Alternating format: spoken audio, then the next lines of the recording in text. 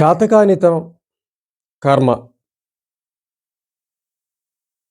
చేతకానితనాన్ని కర్మ అని సరిపెట్టుకునే మనస్తత్వాలు కొన్ని మనం చాలామంది దగ్గర గమనించవచ్చు.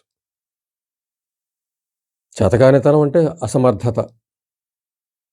అంటే అసమర్థత సహజంగా ఉండొచ్చు కానీ దానికి కట్టుబడిపోయి జీవించినప్పుడు ఈ కర్మని నమ్మాల్సిన పరిస్థితి వస్తుంది. అంటే ఒక సామర్థ్యాన్ని, ఒక చేతకానితనాన్ని, ఒక పరిధిలో ఏదైనా పని చేసినప్పుడు, ఆ పని జరగనప్పుడు, అంటే శక్తి ఆ పనిని జరిపించగల శక్తి అంతర్గతంగా ఉన్నప్పటికీ కూడా ఆ శక్తిని తెలుసుకోలేక, ఆ శక్తిని వినియోగంలో తెచ్చుకోలేక, అంత శ్రమ పడలేక, ఆ జరగని పనిని కర్మగా అభివర్ణించి అక్కడితో బాధపడ్డము, చింతించటము, దాంతో కూడా సర్దుకుపోవడం జరుగుతూ ఉంటుంది. అంటే సమర్థుడు సాధిస్తాడు, అసమర్థుడు ఈ కర్మ అనేది సరిపెట్టుకోవడం మనం చూస్తాం. ఉదాహరణకి ఏదైనా ఒక పరీక్షకి ఇద్దరు వెళ్తున్నారనుకుందాం. ఇద్దరు సరే వాళ్ళ పరిధిలో చదివారు, వెళ్ళారు. ఒకళ్ళు పరీక్ష పాస్ అయ్యారు, రెండో వాళ్ళు పాస్ అవ్వలేదు అనుకుందాం. పాస్ అయిన వాడు ఎక్కువ కష్టపడ్డాడని కదా అర్థం. గెలవని వాడికన్నా గెలిచినవాడు ఎక్కువ కష్టపడినట్టే అర్థం. కాబట్టి గెలవనివాడు, ఎవరైతే పరీక్షలో గెలవనివాడు, ఓడిపోయినవాడు, నెగ్గనివాడు, వాడు కర్మ అనే ఒకటి తీసుకుని ఒక గిరి గీసుకుని అక్కడ ఉండిపోతే వాడి నుంచి అభివృద్ధిని మనం ఆశించడం. అభివృద్ధి రాదు. కర్మ నమ్మేశాడు, ఇంకా అక్కడితో ఫుల్ స్టాప్ పెట్టేశాడు. కాబట్టి వాడు మరొక ప్రయత్నం చేయడు. వాడు అదృష్టం బాగుంది, వాడు పాస్ అయ్యాడు, నా కర్మ ఎలా ఉంది, నేను ఎలా తప్పాను అని అనుకుని అక్కడితో సరిపెట్టేసి వాడు వేరే పనిలోకి వెళ్ళిపోవడం, వేరే ఏదైనా చూసుకోవడము, వేరే ఏదో చూసుకోవడం జరుగుతుంది. అయితే ఒకవేళ అలా తప్పినటువంటి విద్యార్థి మరొక ప్రయత్నం చేయాలనే ఆలోచన తీసుకుని మరొక ప్రయత్నం చేస్తే 4-5 ప్రయత్నాలు చేస్తే తప్పనిసరిగా విజేతగా అవుతాడు. అంటే ఏదైతే కర్మని నమ్మాడో, ఆగిపోయాడో, అలా కాకుండా మరొక ప్రయత్నం చేస్తూ పెడితే విజయం తప్పదు. కొందరికి మొదటి ప్రయత్నం విజయం లభించవచ్చు, కొందరికి 2 లభించవచ్చు, 3 లభించవచ్చు, 4 లభించవచ్చు, 5 లభించవచ్చు, కొంతమందికి 10వ ప్రయత్నంలో విజయం లభించవచ్చు. అంచేత ఈ సామర్థ్యాన్ని బట్టి మొదటిసారి విజయం లభించడం ఒక రకం, సమాజంలో వాళ్ళు ఉన్నారు. అయితే తన సామర్థ్యాన్ని పెంచుకుంటూ, ప్రయత్నాన్ని కొనసాగిస్తూ, శ్రమని పెంచుకుంటూ, కర్మని అనుకోకుండా ముందుకు వెళ్ళిన వ్యక్తి 10 సార్లైనా సరే, అంతకన్నా ఎక్కువ సార్లైనా ప్రయత్నం చేసిన వ్యక్తి తప్పనిసరిగా విజయం సాధిస్తాడు. చాలా పరీక్షల్లో మనం గమనిస్తున్న విషయాలు.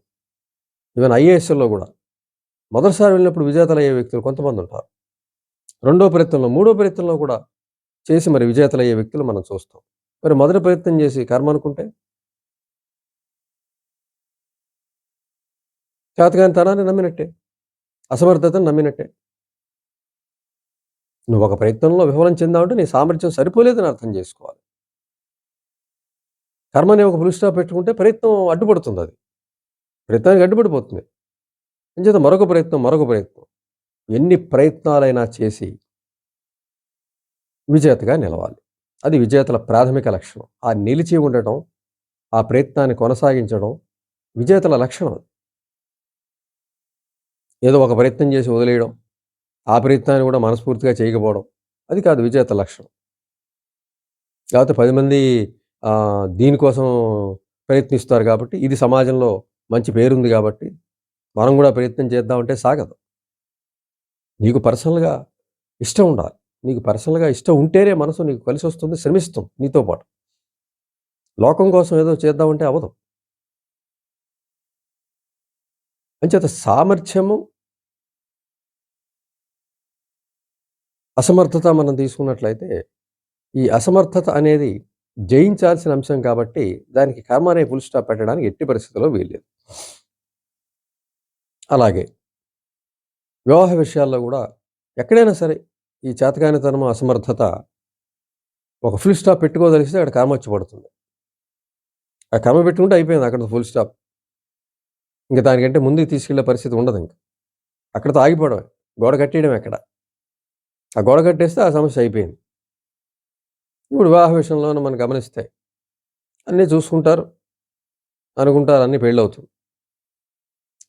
సరే ఏదో సందర్భంలో పడని పరిస్థితి మనం చాలా కుటుంబాల్లో, చాలా పెళ్ళిళ్ళలో చూస్తూ ఉంటాం.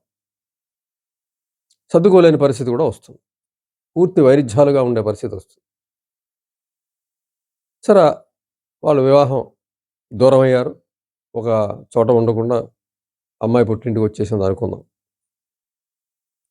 వచ్చేసినప్పుడు అది తల్లిదండ్రులు కర్మగా భావిస్తే, అది దాని కర్మ, అది చేసిన పుణ్యం అంతేనో ఏదో సంథింగ్ అలాంటి మాటలతో అక్కడితో సరిపెట్టేస్తే అయిపోయింది అక్కడితోటి.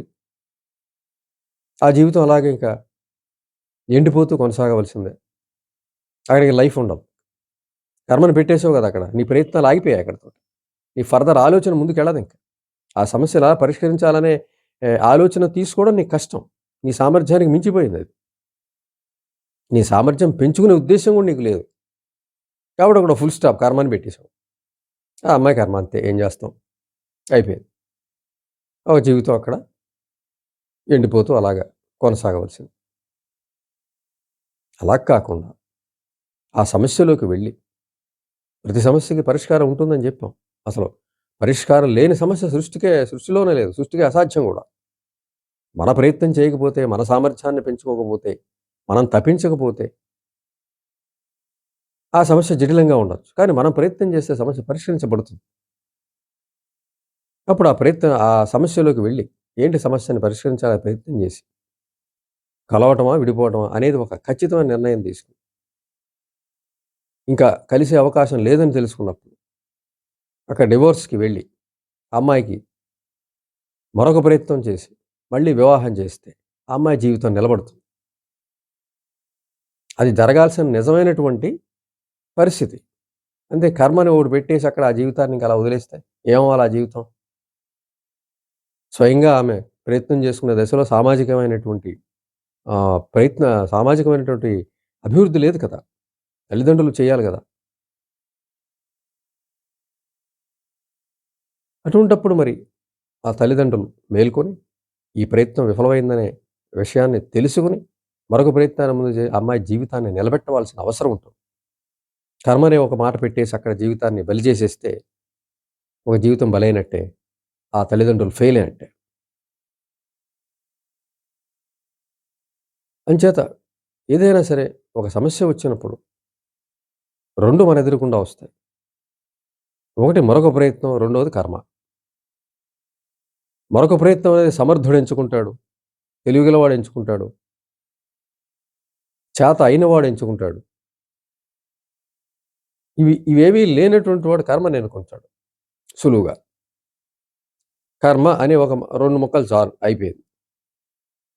ఒక పరీక్షకి పాస్ అయితే మరొక ప్రయత్నం ఉండదు. కర్మ అయిపోయింది. ఒక వివాహం ఏదో ఫెయిల్ అయ్యి అమ్మాయి ఇంటికొస్తే అది అతికే పరిస్థితి లేదని క్లియర్‌గా తెలిసినప్పుడు కూడా అక్కడ కర్మ అని పెట్టేసి ఆ అమ్మాయి జీవితాన్ని బలి చేసేస్తే అయిపోయింది. ఒక 2 ముక్కలతో. ఆ జీవితం బలైపోయింది. ఎందుకిలా జరగాలి? అంటే సామర్థ్యాన్ని పెంచుకునే, శ్రమించే తత్వాన్ని అలవరుచుకోకపోతే, ప్రతి సమస్యకి పరిష్కారం ఉందని నమ్మకపోతే, అసలు ముందు నేను అసమర్థుణ్ణి అనే విషయాన్ని తెలుసుకోకపోతే, ఎందుకంటే అసమర్థుడికి సామర్థ్యం పెంచుకోకుండా ఈగో అడ్డుపడుతూ ఉంటుంది. నీకు వేరే దాంట్లో ఏదైనా ప్రతిభ ఉండొచ్చు. ఆ ప్రతిభ నీకు ఆహ్, ఏదైనా మరొక దాంట్లో సమర్థత లేనప్పుడు అది పెంచుకునే దానికి అడ్డుపడకూడదు. ఆ అంశానికి ప్రతిభ ఆ అంశానికి సంబంధించినంత వరకే. ఒక సబ్జెక్ట్‌లో నీకు ప్రతిభ ఉండొచ్చు. ఆ ప్రతిభతో నువ్వు ఈగో పెంచుకున్నట్లయితే ఇంకే సబ్జెక్ట్ రాని పరిస్థితి అయిపోతుంది. అప్పుడు వెనకబడే పరిస్థితి కూడా వస్తుంది. అప్పుడు ఈ కర్మ సిద్ధాంతాలు వస్తాయి. మెదడు అనంతమైనది. ఎన్నైనా నేర్చుకోవచ్చు. ఎంతైనా నేర్పొచ్చు. ముందు మనం అనుకోవాలి. మనమే ఒక లిమిట్ చేసి ఒక గోడలు కట్టేస్తే ఇంక మెదడేం చేయగలుగుతుంది? బ్రెయిన్ ఏం చేయగలుగుతుంది? అంచేత ఏదైనా సమస్య వచ్చినప్పుడు ఆ సమస్యని పరిష్కరించే దిశగా, ప్రయత్నంతో ముందుకు తీసుకెళ్లే దిశగా, శ్రమించే దిశగా ఆలోచిస్తే అప్పుడు సామర్థ్యం పెరిగే అవకాశం ఉంటుంది. అలా కాకుండా ఒక కర్మ అనే 2 అక్షరాలతో అక్కడ ఫుల్ స్టాప్ పెట్టేస్తే, గోడ కట్టేస్తే మరి అభివృద్ధి అనేది ఎక్కడ ఉంటుంది? ఒక సైంటిస్టు ఓ 4 ప్రయత్నాలు చేసి, ఓ 10 ప్రయత్నాలు చేసి, నా కర్మ ఇంతే ఇది రావడం లేదని కూర్చుంటే ఏదైనా ఫలిస్తుందా? సైన్స్‌లో డెవలప్‌మెంట్ ఉంటుందా? ఒక రచయిత ఒక కథ మొదలుపెట్టి, ఒకసారి రాసి, 2 సార్లు రాసి సంతృప్తిగా లేదంటే, ఇది నా కర్మని వదిలేస్తే మంచి కథొస్తుందా? ఒక దర్శకుడు, ఒక పాటగాడు, ఎవరైనా సరే దీన్ని నమ్మిన వాళ్ళు ఎవరన్నా ముందుకెళ్ళే పరిస్థితి ఉంటుందా? సామర్థ్యాన్ని ప్రయత్నించి పెంచుకోవాలి. మన ఒకటి తెలుసుకోవాలి. మనం ఎప్పుడైనా అపజయం కలిగినప్పుడు మన సామర్థ్యం సరిపోలేదు. కాబట్టి ముందు సామర్థ్యాన్ని పెంచుకోవాలి. దానికి ఏం చేయాలి? అనేది ఆలోచిస్తే అప్పుడు ఆలోచన నుంచి ఏం చేయాలో జనిస్తుంది. ఆ ఆలోచన నువ్వు ఈ ఆలోచనని తీసుకుంటే ముందుకు ఇంకో ఆలోచనొస్తుంది. దానికి సంబంధించిన ఆలోచన ఇంకోటొస్తుంది. ఫలానా మన ఇంటి దగ్గరలోనో, మన స్నేహితుల్లోనో, మన బంధువుల్లోనో మంచి సమర్థుడున్నాడు.